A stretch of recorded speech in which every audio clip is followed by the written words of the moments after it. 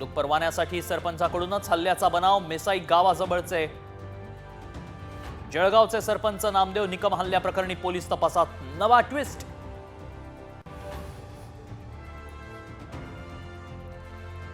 कॅबिनेटमध्ये मुंडेंच्या जागी भुजबळांची एंट्री होणार, काँग्रेस नेते विजय वडेट्टीवारांचा मोठा दावा।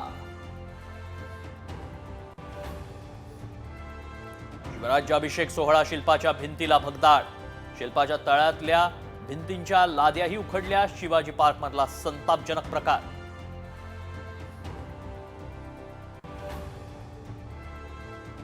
मुंबई महानगरपालिका निवडणुकीसाठी उद्धव ठाकरे ॲक्शन मोडवर, मुंबईतील 36 विधानसभा मतदारसंघांचा घेणार आढावा, 7, 8 आणि 9 जानेवारीला निरीक्षकांची बैठक।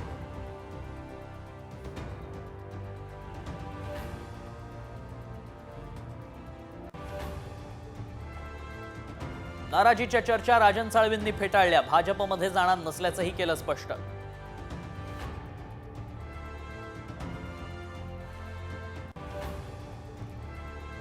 जितेंद्र डुडी पुण्याचे नवे जिल्हाधिकारी, सुहास दिवसेंची जमावबंदी आयुक्त आणि संचालकपदी नियुक्ती।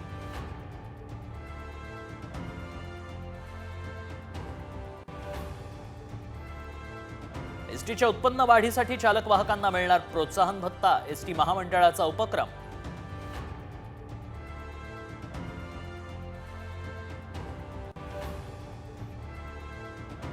एमपीएससीची 2 फेब्रुवारीला परीक्षा, वयोमर्यादा वाढवल्यामुळे अपात्र उमेदवारांना पुन्हा अर्ज करण्याची संधी।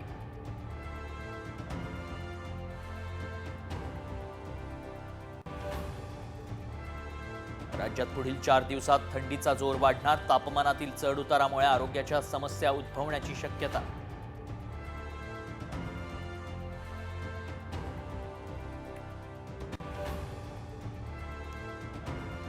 डी गुकेश आणि मनू भाकरला यंदाचा खेलरत्न पुरस्कार जाहीर, नेमबाज स्वप्नील कुसाळेलाही अर्जुन पुरस्कार।